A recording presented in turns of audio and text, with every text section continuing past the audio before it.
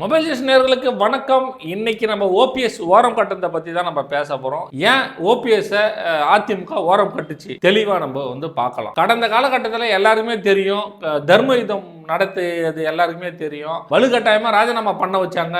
அதனால தான் தர்ம யுத்தமும் நான் இருந்தேன் அப்படின்னு சொல்லிட்டு அவர் வெளிப்படையாவே ஓபிஎஸ் அவர்கள் சொல்லியிருப்பாரு. கிட்டத்தட்ட சசிகலாக்கும் அவருக்கும் ஒரு பயங்கர ஒரு போர் அப்படின்னே நம்ம சொல்லலாம். அதன் பிறகு பார்த்தோம்னா இபிஎஸ் அவர்களை முதல்வராக சசிகலா அவர்கள் நியமிச்சிருந்தாங்க. அதுக்கப்புறம் பார்த்தோம்னா சசிகலா அவர்கள் சிறைக்கு போறதுக்கு முன்னாடியில இருந்து இபிஎஸ் அவர்கள் அவங்க கூட டிராவல் பண்ணிட்டு இருந்தாங்க. அதன் பிறகு ஆர்கே நகர் தொகுதியிலும் டிடிவிக்கு மக்களிடம் இபிஎஸ் அவர்கள் வாக்கும் சேகரிச்சு இருந்தாரு. இந்த நிலையில 3 பேரும் ரொம்ப இணக்கமா இருந்தாங்க அப்படின்னே சொல்லலாம். அதாவது இபிஎஸ், விகே சசிகலா அவர்கள், டிடிவி தினகரன் அவங்க ரொம்ப விசுவாசி அப்படின்னு இபிஎஸ் நம்ம சொல்லலாம். அதன் பிறகு ஒரு காலகட்டத்தில் பார்த்தோம்னா சசிகலா அவர்கள் சிறைக்கு சென்றவுடன் இதுதான் நம்மளுக்கு கரெக்டான நேரம் அப்படின்னு சொல்லிட்டு ஓபிஎஸ் அவர்கள் சசிகலா அவர்கள் சிறைக்கு சென்ற உடனே பார்த்தோங்க அப்படின்னா ஓபிஎஸ் இதுதான் நம்மளுக்கு கரெக்டான நேரம் அப்படின்னு சொல்லிட்டு இபிஎஸ்க்கும் அவருக்கும் ஒரு பேச்சுவார்த்தை நடைபெற்றது.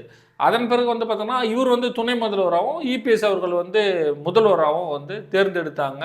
அதிமுக வட்டாரத்திலே நம்ம சொல்லலாம். இவர் ஒரு சில நிபந்தனைகள்லாம் போட்டார். நான் இந்த கட்சிக்குள்ளே எனக்கு இந்த போஸ்டிங்லாம் வேணும், என்னை நம்பி வந்தவங்களுக்கு இதெல்லாம் வேணும்னு சொல்லிட்டு ஒரு நிபந்தனைகள்லாம் வச்சார். அதில் முக்கியமான நிபந்தனைகள் என்ன அப்படின்னா சசிகலா குடும்பத்திற்கும் டிடிவியும் சரி கட்சிக்கும் அவங்களுக்கும் எந்த சம்மந்தமும் இருக்கக்கூடாதுன்னு சொல்லிட்டு ஃபஸ்ட்டு ஒரு செயற்குழு கூட்டி ஒரு முடிவு எடுக்கணும் அப்படின்னு சொல்லிட்டு அவர் சொன்னார். அவங்க கூட யாரும் ஒட்டு உறவும் வச்சுக்கக்கூடாதுன்னு சொல்லிட்டு சொன்னவர் யார்? ஓபிஎஸ் அவர்கள் சொன்னார். அதன் பிறகு தான் கட்சியில் எல்லாமே அப்படியே இருந்தார். இன்றைக்கி என்ன அப்படின்னா பச்சோந்தித்தனமாக விகே சசிகலாவுடனும் டிடிவி தினகரனுடன் கூட்டு சேர்ந்திருக்காரு அப்படின்னு சொல்லிட்டு நான் சொல்லலைங்க, அதிமுக வட்டாரத்தில் சொல்லியிருக்காங்க. அப்படி இல்லைன்னா ஆரம்பத்திலிருந்தே எடப்பாடி அவர்கள் அவங்க கூட இணக்கமாக இருந்திருப்பார்ல, பிரிஞ்சதுக்கு காரணமே ஓபிஎஸ் அவர்கள் தானே அப்படின்னு சொல்லிட்டு ரொம்பவே காட்டமாக பேசுகிறாங்க அதிமுக வட்டாரங்கள். சரி, அந்த காலகட்டமும் அப்படியே கடந்த நிலையில் ஓபிஎஸை அடிமட்ட தொண்டர்கள்லேருந்து அடித்து காலி பண்ணி அவரை வெளியே துரத்துனாங்க. வெளியே துரத்தின நிலையில் அது ஏன் வெளியே துரத்துனாங்க அப்படின்னா அவங்களுக்குள்ள ஒரு பேச்சுவார்த்தை இல்லை. அதிமுக அலுவலகத்தை அவருடைய ஆதரவாளர்கள் சூறையாடினாங்க அப்படின்னு சொல்லப்படுது. அதுக்கப்புறம் அவர் இதுக்கு மேலாம் இவரை விடக்கூடாதுன்னு சொல்லிட்டு அடிப்படை உறுப்பினர்லேருந்து அவரை துரத்தி விட்டுட்டு இபிஎஸ் அவர்கள் ஒற்றை தலைமை அப்படின்னு சொல்லிட்டு இன்னைக்கு கட்சியை ஒரு ஸ்டாண்டர்டாக வச்சிருக்காங்க. இதன் பிறகு பார்த்தோம்னா நேற்று ஒரு செயற்குழு கூட்டம் கூட்டியிருக்காரு. அதில் என்ன சொல்லியிருக்காரு அப்படின்னா பொதுச் செயலாளரோட பதவியே இருக்கக்கூடாது, ஒரு தொண்டனும் பொதுச் செயலாளர் தான், என்கிட்ட ஒரு ரகசியம் இருக்கு, அதிமுக நம்ம கையில் வரப்போகுதுன்னு சொல்லிட்டு ஏதேதோ அவர் பேசிட்டும் இருக்காரு. ஆனால் இதில் ஒரு விஷயங்கள் என்ன தெரியுது அப்படின்னா பிஜேபிக்கு பக்கபலமாக ஓபிஎஸ் இருக்காரு அப்படின்னு நம்ம சொல்லலாம்.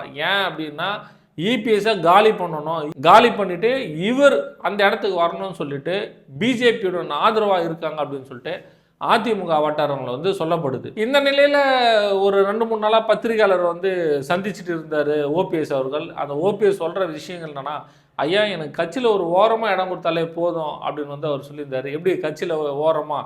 இன்றைக்கி கூட ஒரு காமெடி ஒன்று பார்த்தேன். ட்ரெயினில் இந்த வடக்கன்ஸ்லாம் என்னப்பா நின்றுக்கிறே உக்காரு அப்படின்னு சொல்லிட்டு சொல்லுவாங்க.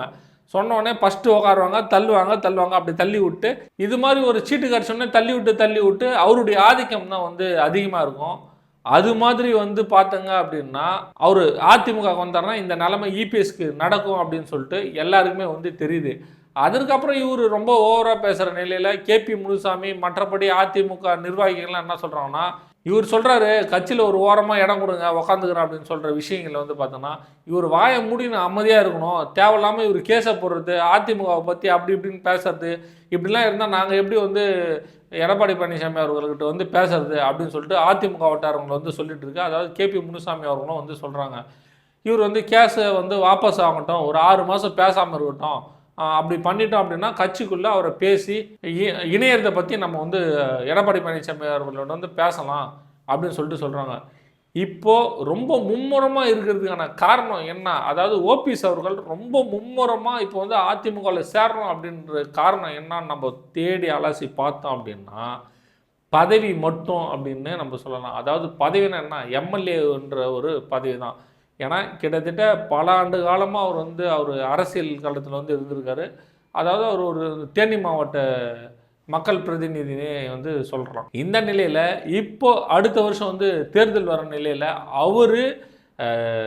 இந்த நிலையில் அவரு தேனி மாவட்டத்தில் சுயேட்சா நின்னா கூட அவர் ஜெயிக்கிறதுக்கு 100% வாய்ப்பு இல்லை அப்படின்னு சொல்லிட்டு அவருடைய நம்பகத்தன்மான விஷயங்கள் வந்து சொல்லப்படுது.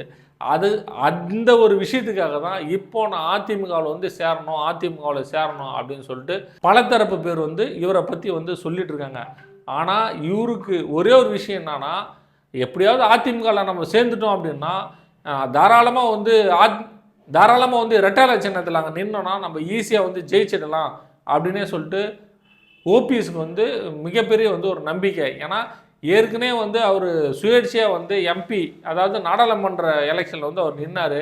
அவர் வாங்கின ஓட்டு தான் எல்லாருக்குமே தெரியுமே. அவருக்கு வந்து பெரிய பக்க பலம்லாம் ஒன்றும் இல்லை. பலாப்பழத்தில் நின்று, அதாவது பலாப்பழம் எங்கேயாவது நடுவில் வச்சா கூட நிறைய மிக்கும்.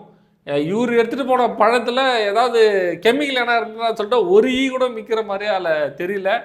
அந்த நிலையில தான் இப்போ ரொம்ப மும்முரமாக அதிமுகவில் வந்து ஒரு ஓரமாக இடம் கொடுங்கன்னு சொல்லிட்டு கேட்டுகிட்டே இருக்காருங்கன்னு சொல்லிட்டு அதிமுக வட்டாரத்தில் வந்து சொல்கிறாங்க.